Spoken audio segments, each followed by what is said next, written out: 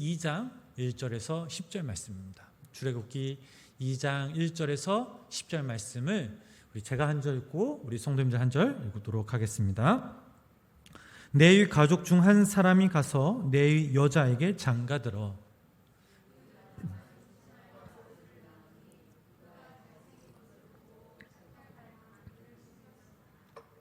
더 숨길 수 없게 되매 그를 위하여 갈대 상자를 가져다가 역청과 나무진을 친하고 아기를 거기 담아 나일강 강과 갈대 사이에 두고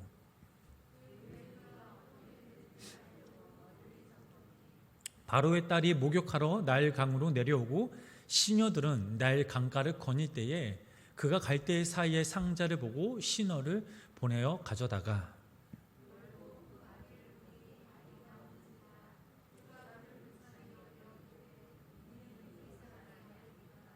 그의 누이가 바로의 딸에게 이르되 내가 가서 당신을 위하여 히브리 여인 중에서 유모를 불러다가 이 아이에게 젖을 먹이게 하리이까.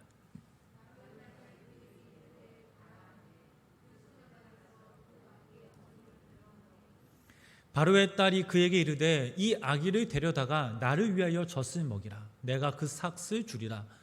여인이 아기를 데려다가 젖을 먹이더니 함께 읽겠습니다. 그 아이가 자라매 바로의 딸에게로 데려가니 그가 그의 아들이 되니라. 그가 그의 이름을 모세라 하여 이르되 이는 내가 그를 물에서 건져내었음이라 하였더라. 아멘.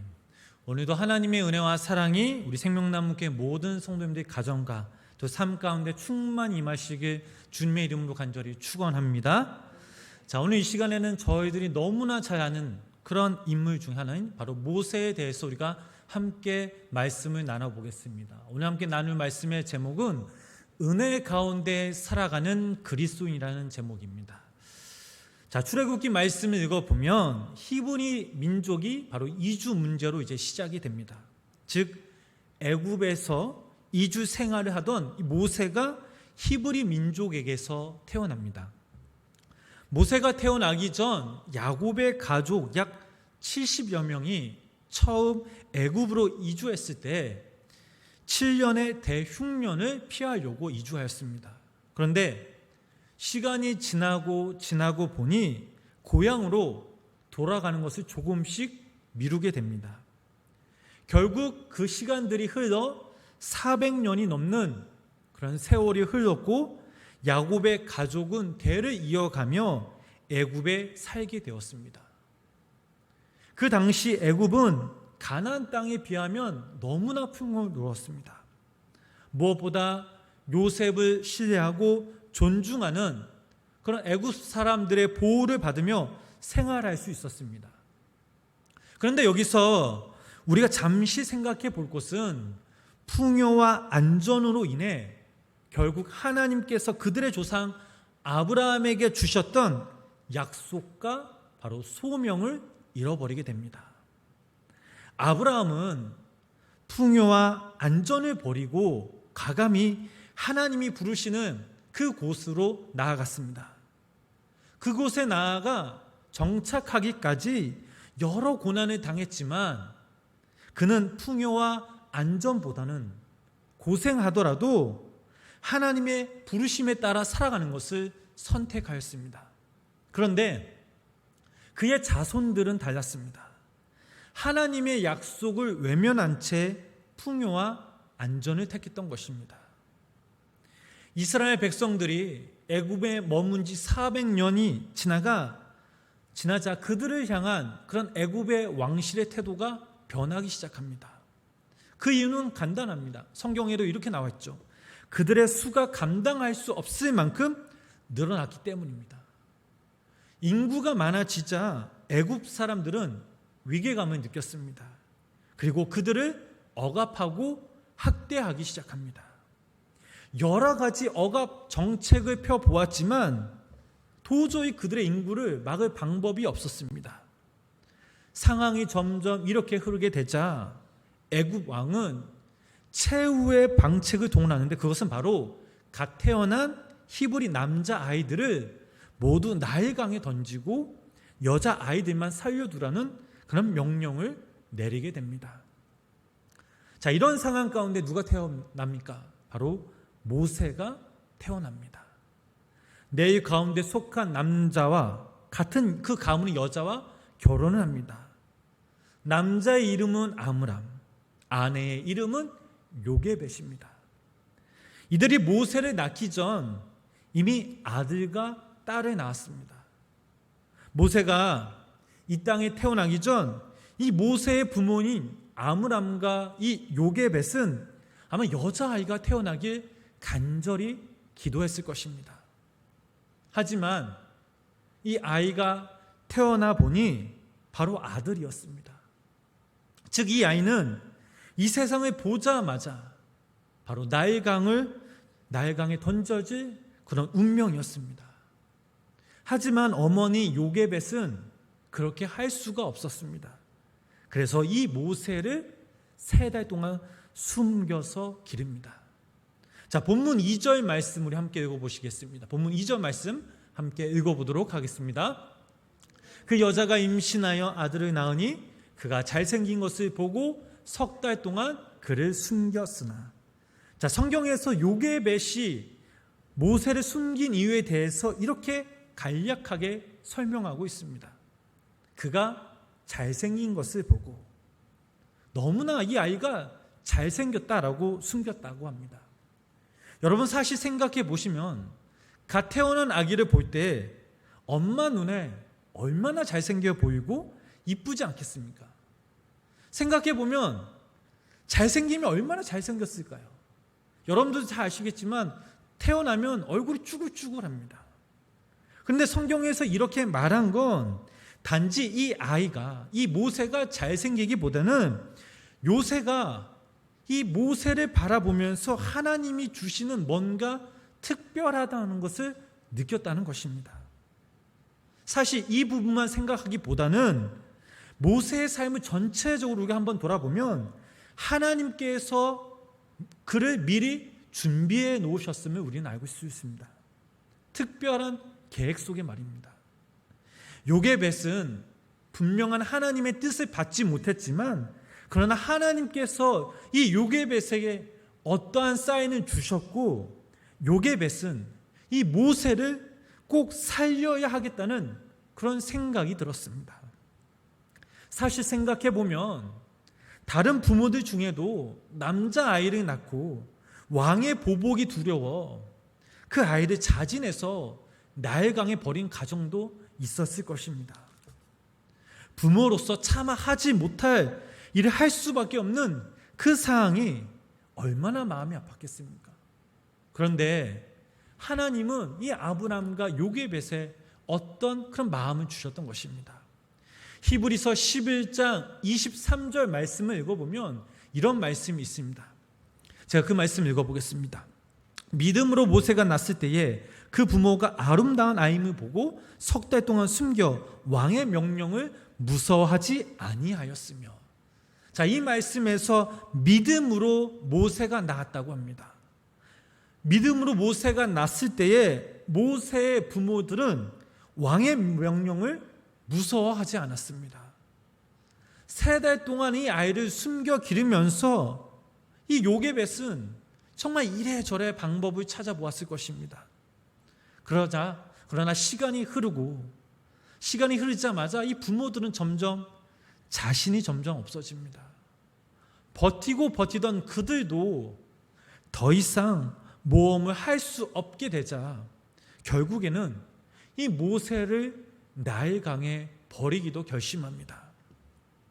노아가 방주를 만들듯이 역청을 바르고 거기에 나무진 하나를 더 발랐습니다. 그리고 이 아이를 거기에 담고 정성껏 나일강에 띄웠습니다. 성경의 이 원어에는 갈대 상자 이름을 바로 노아 방주의 이름과 똑같은 단어를 사용합니다. 아마도 방주를 만들던 노아의 심정과 같이 이 모세의 부모들이 갈대 상자를 만들었다는 그런 말을 하고 싶었던 것 같습니다. 그리고 또 하나님께서 그를 구원해 주실 것을 믿고 만들었다는 그 뜻이 이 말씀에 담겨져 있습니다. 갈대 상자를 다 만들어 놓고 이제 그 속에 모세를 뉘어 나일강에 띄워놓습니다. 여러분, 지금 이 모세 부모의 심경이 어땠을지 상상이 가십니까? 아마 누군가 이런 상황이 온다면 정말 상상하기로 싫은, 차마 할 수 없는 그런 행동이었습니다. 결국 모세는 갈대 상자에 실려 나일강으로 떠내려갑니다. 본문 5절 6절 말씀 우리 함께 읽어보도록 하겠습니다. 바로의 딸이 목욕하러 나일강으로 내려오고 시녀들은 나일 강가를 거니되 그가 갈대 사이에 상절을 보고 시녀를 보내어 가져다가 열고 그 아기를 보니 아기가 우는지라 그가 그를 불쌍히 여겨 이르되 이는 히브리 사람의 아기로다. 아멘. 자, 나일강으로 떠내려온 이 모세는 공주를 만나게 됩니다. 이 두 사람의 만남은 아주 비극적인 만남이 될 뻔했습니다. 공주가 누구입니까? 바로 바로의 딸입니다. 비록 다른 사람들은 바로의 명령을 어길지라도 그의 딸인 공주는 그것을 지켜야 하는 그런 여인이었습니다. 또한 호화롭게 사는 그런 사람이지라 가난하고 고통당하는 그런 사람의 심정을 몰랐을 뿐더러 특히 히브리 사람이라면 아마 더 멸시했을 것입니다. 그런데 놀랍게도 이 공주는 갈대 상자 안에 있는 그 모세를 보자마자 자신의 신분을 잃어버린 채 이 모세를 살 생각을 넘어 키우고자 마음을 먹었던 것입니다.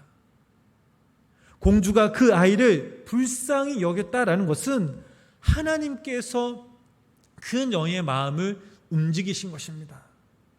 모세를 향한 하나님의 은혜가 바로 공주를 통해서 임했다라는 것입니다. 멀리서 이 모습을 지켜본 모세 누나 미리암과 어머니 요게벳은 공주에게 달려가 제가 히브리 여인 가운데서 이 아이를 잘 기를 수 있고 젖을 먹일 유모를 데려다 드릴게요 라고 하면서 이 모세의 어머니인 요게벳을 소개합니다. 히브리 여인 중에 유모를 구해주겠다라는 말입니다. 그러면서 이 모세의 어머니 요게벳을 소개시켜 주는 거죠. 아니, 지금 이 상황을 어떻게 하려고 미리암은 이 순간에 히브리 여인을 들먹인 것일까? 바로의 가족이라면 히브리라는 말만 들어도 닭살이 돋는 그런 사람들인데, 그런데도 이 공주는 히브리라는 여인의 말도 개의치 않고 그 말을 그대로 받아들였습니다. 아무도 이해할 수 없는 그런 상황인 거죠. 자연스럽게 이 모세는 다시 어머니의 품으로 돌아가게 되었고 어머니의 젖을 먹으며 잘 자라게 되었습니다. 가난과 노동에 찌들었던 이 부모들이 양육비까지 받아가며 넉넉한 그런 상황 가운데 이 모세를 기를 수 있었습니다. 이 점도 우리가 상상할 수 없는 바로 은혜 중에 은혜라는 사실입니다. 참으로 신비한 것은 애굽의 공주가 이 히브리 아이를 보고 기르고 싶은 마음이 생겼다라는 것입니다. 또 히브리 유모를 가져다 준다고 소개시켜 준다고 했을 때도 마음의 변화가 없이 그저 받아주었습니다. 그 이유가 무엇일까? 성경에서는 그를 불쌍히 여기는 마음이 일어났다라고 본문 6절의 말씀에 나와 있습니다. 그런 마음 때문에 이 아버지인 바로의 명령에 귀에 들어오지 않았을 뿐만 아니라 두려움이 없었습니다. 어떻게 공주에게 이런 마음이 일어날 수 있었을까요? 불쌍히 여기는 그 마음, 바로 하나님께서 이 여인에게, 이 바로의 공주에게 주시는 마음입니다. 자, 이 마음은 예수님의 마음이기도 합니다. 마가복음 6장 34절 말씀을 읽어보면 이런 말씀이 있습니다. 우리 그 말씀 함께 읽어보도록 하겠습니다. 예수께서 나오사 큰 무리를 보시고 그 목자 없는 양 같음으로 인하여 불쌍히 여기사 여러 가지로 가르치시더라. 자, 불쌍히 여기는 마음. 자, 이 마음은 바로 십자가의 마음입니다. 이것은 공주에게 하나님이 주신 그런 마음이었습니다. 여러분들에게도 이런 마음이 있게 주님의 이름으로 간절히 축복합니다.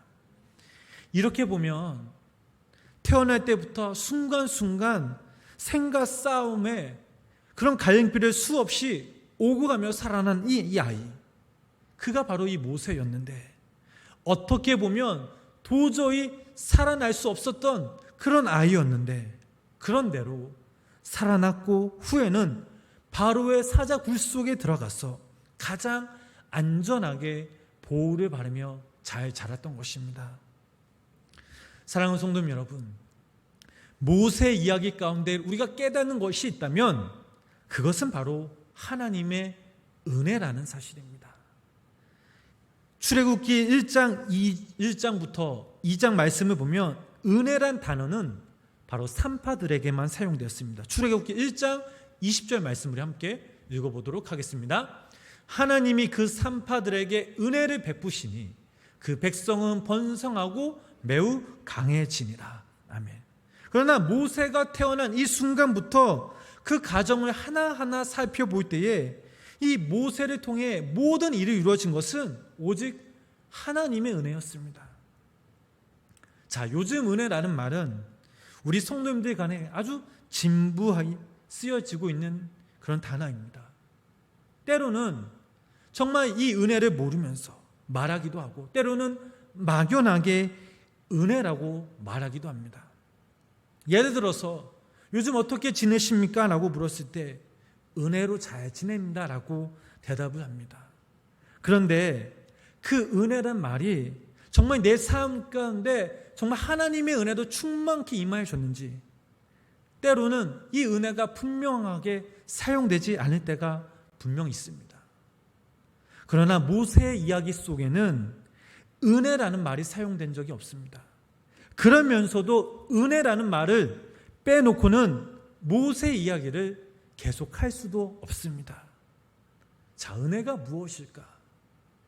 은혜는 하나님께서 우리들을 위해서 행하시는 하나님의 행동이고 베품이 바로 은혜라는 사실입니다. 모세 이야기는 우리들에게 이 하나님의 은혜를 말하고 싶은 것입니다. 아이가 태어날 때 그 아이를 산파들이 살려준 것, 공주가 아이를 기르고 싶어한 것은 특별한 섭리요, 특별한 은혜가 이 아이에게 주어진 것입니다. 이렇게 보면 은혜란 하나님이 함께 하신 경우를 말하고 있습니다. 죽을 수밖에 없을 때, 실패할 수밖에 없을 때, 도저히 반전의 가능성이 없을 때 그곳에 변화가 일어났다면 그것은 하나님이 그 순간 그 상황에 그 사람에게 특별하게 하나님이 함께 하셨기에 일어난 사건입니다.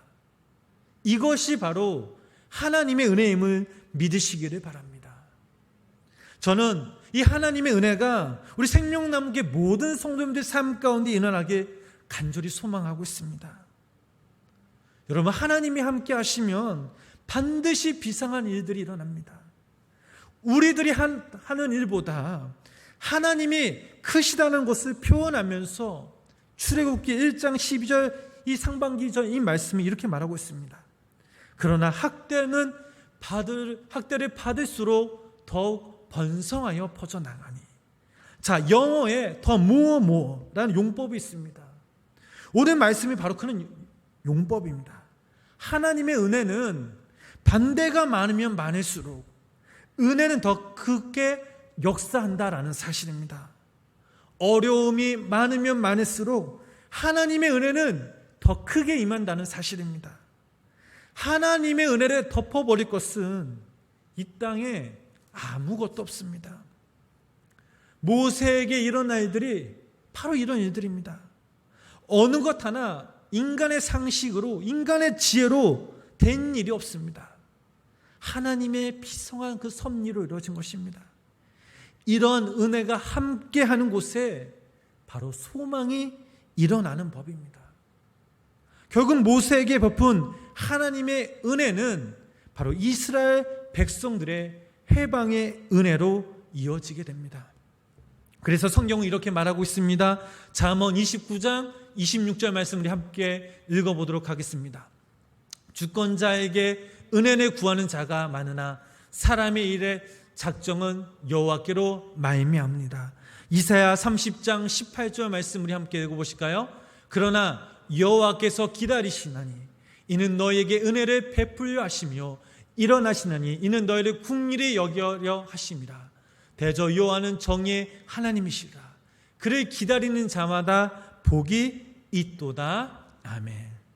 자, 우리에게 필요한 것, 오늘날 팬데믹 상황에 우리에게 필요한 것은 전적인 하나님의 은혜입니다. 저는 목사로서 우리 생명남교회 모든 성도의 삶과 가정에 이 하나님의 은혜가 날마다 임하도록 기도하고 있습니다. 여러분들도 매 순간순간마다 이 하나님의 은혜를 받도록 간구하며 기도하시기를 바랍니다. 제가 정말 짧은 이 기간 목회하고 있지만 가장 어려운 것 중에 하나가 있다면 그것은 바로 성도들의 마음, 우리 청년들, 우리 학생들의 그 상황을 내 스스로 어떻게 해줄 수 없다라는 사실입니다. 할 수 있는 게 무엇이 있겠습니까? 기도밖에 없습니다. 새벽마다 몸이 아프신 성도님들 위해서 기도 제목을 함께 나누며 기도합니다. 여호와 라파 하나님께서 치료케 해주시고 하나님 저들의 은혜 위에 은혜를 베풀어 주시옵소서. 물질로 고생하는 성도님들을 위해 물질의 복을 하나님의 부유함에 축복의 은혜를 부어 주시옵소서 라고 기도합니다. 너무나 사랑하는 그 가족을 천국으로 보낼 때 하나님 그 가정 가운데 하나님의 위로하심이 하나님의 은혜가 임하게 하여 주시옵소서. 또 우리 고3 수험생들을 위해서 기도합니다. 하나님 힘들고 지친 이 상황 가운데 저들이 하나님께 소망을 두며 하나님께로부터 은혜를 받는 주님의 귀한 자녀들이 되게 하여 주시옵소서라고 기도합니다. 취업을 앞둔 청년들을 위해서 여호와 이레 그 하나님께서 우리 청년들을 미리 예비케 하시고 은혜를 베풀어 주시옵소서라고 기도합니다. 사실 생각해 보면 우리들은 하나님의 은혜가 아니면 절대 살아갈 수 없는 그런 연약한 영혼들입니다. 그래서 우리는 날마다 하나님의 크신 은혜가 우리 가운데 임하게 간절히 기도해야 합니다. 이런 찬양의 가사도 있지 않습니까? 은혜 아니면 살아갈 수가 없네. 호흡마저도 다 주의 것이니. 여러분, 이 찬양의 가사의 고백이 여러분의 삶의 고백이 되어 주님의 이름으로 간절히 축원합니다. 그렇다면 은혜의 비결이 무엇입니까? 자, 룻기를 읽어보면 놀라운 하나님의 은혜를 발견할 수가 있습니다. 나오미가 모압 땅에서 남편과 두 아들을 잃어버리고 고향으로 돌아가려고 했을 때 마음에 걸린 것이 누구였습니까? 바로 두 며느리였습니다. 당시 모압은 유대인들에게 멸시를 하는 민족이었습니다. 나오미의 며느리들이 베들레헴으로 간다면 사람 대접을 받지는 못하는 것은 물론이요, 젊은 여자가 어떠한 보호막도 없이 살아가야 할 그런 상황이었습니다. 이것을 나오미는 알았기에 그녀들을 고향에 남도록 권유하였습니다. 룻도 그런 사정을 모르는 바보는 아니었습니다. 그녀가 시어머니를 따라 베들레헴으로 갈 이유도 하나도 없었습니다. 남편이 있는 것도 아닙니다. 그 가정에 재산이 있는 것도 아니었습니다. 따라가봐야 늙은 시어머니를 봉양하는 일밖에 없었습니다. 그런데도 그는 룻은 따라가겠다고 했습니다. 후에는 하나님의 이름을 놓고 맹세합니다. 만일 내가 죽느니 외에 어머니를 떠나면 여호와께서 내게 벌을 내리시고 더 내리시기를 원하십니다. 자, 이 말을 들은 나오미는 어떻게 생각했을까요? 너는 왜 그처럼 고집을 쓰느냐라며 룻을 보며 안쓰러워했을 것이고, 또 한편으로는 룻에 대한 너무나 감사한 고마운 마음이 분명히 있었을 것입니다. 룻은 피나민의 그 보따리를 머리에 이고 베르데헴에 도착하자마자 그녀는 먹을 것을 찾아 험한 들판으로 나아갑니다. 그런데 그때부터 하나님은 이 룻에게 은혜를 베풀기 시작합니다. 그녀가 나간 밭이 바로 보아스의 밭이었던 것입니다. 왜 하필 보아스의 밭으로 나아갔을까요? 나쁜 사람의 밭으로 갔으면 어떻게 되었을까요? 그러나 여기에 하나님의 은혜가 있습니다. 손해 볼 줄 알면서 그것이 진리고 하나님의 뜻이고 그것이 옳은 길이라면 그래도 그 길을 가는 사람에게 하나님은 외면하지 않으시고 당신의 은혜를 베풀어 주신다는 그 사실을 우리는 기억해야 될 줄 믿습니다. 하나님의 은혜가 임한다고 당장 우리의 환경이 변화되고 문제가 해결받는 것은 아닙니다. 그러나 정말 언제부터 하나님의 그때에 하나님의 은혜가 임하기 시작하면 어떠한 문제들이 풀려가기 시작하고 문제를 이길 수 있는 주님의 평안과 주님의 능력과 힘을 주신다는 그 사실을 기억하시기를 바랍니다. 그래서 성경은 사람을 의지하지 말고 오직 여호와 하나님만 의지하라고 우리들에게 권면하고 있습니다.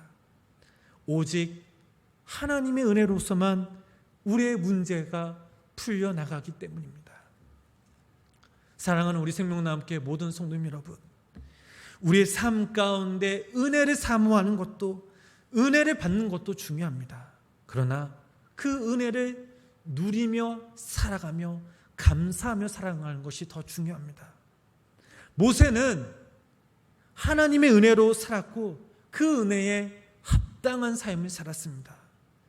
우리들도 우리 생명나무교회 모든 성도님들도 이 모세처럼 그 은혜에 합당한 삶을 살아가기 위해서는 무엇보다 우리가 하나님을 전적으로 믿고 의지해야 합니다. 어떤 경우에도 우리를 향하신 그 당신의 그 사랑을 굳게 믿고 그분께 우리의 삶을 전적으로 믿고 맡겨야 합니다. 그렇게 될 때 믿음은 알 수 없는 그 하나님을 믿고 따라한 것이며 은혜는 그 하나님을 믿음으로 따라갈 때에 주시는 하나님의 귀한 축복입니다.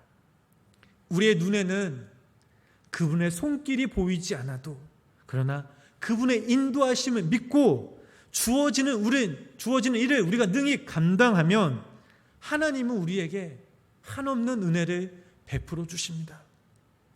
거저 주시는 것이 아닙니다.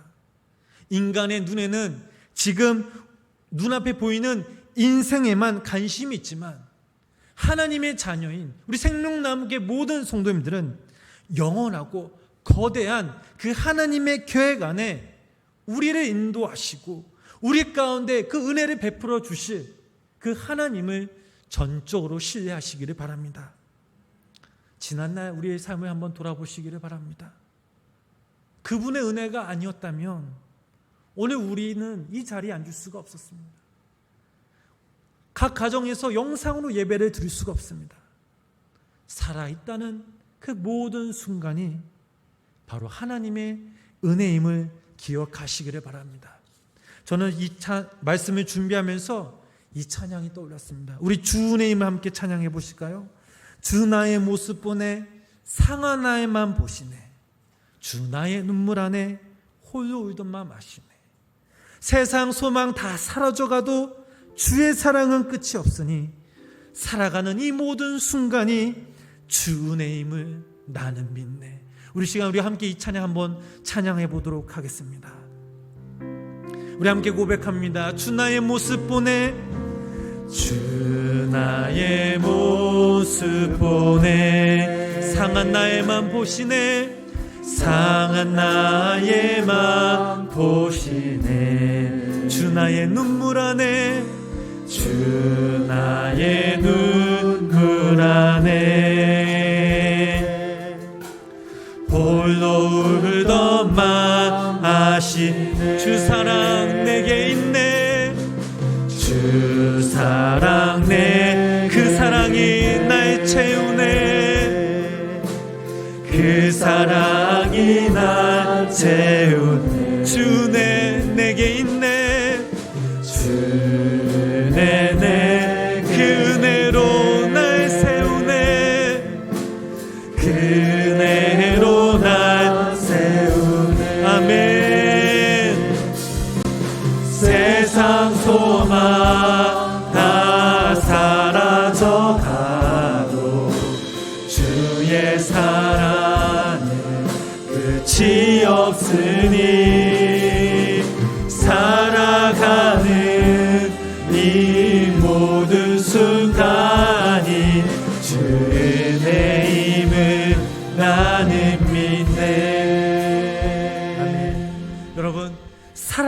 이 모든 순간이 주님의 은혜임을 믿으시기를 바랍니다. 당연하게 여겨왔던 것들이 그분의 은혜임을 믿으시기를 바랍니다. 바라옵기는 우리 생명나무교회 모든 성도님들이 우리들에게 영원한 그 사랑을 보여주신 그 하나님을 믿고 그분의 뜻대로 살아가시며 하나님의 그 손에 우리의 붙들려 있을 때에 그분이 부어주시는 그 한없는 그 은혜에 우리가 자족하며 하나님께 영광 돌리는 우리 생명나무교회 모든 성도님 되시길 주님의 이름으로 간절히 축원합니다. 기도하겠습니다. 하나님, 지난 날을 우리에 돌아보면 정말 값없이 주시는 그 하나님의 은혜를 우리가 잘 알면서도 우리가 하나님께 감사하지 못했고 그저 불평과 불만을 가졌던 우리의 모습을 돌아봅니다.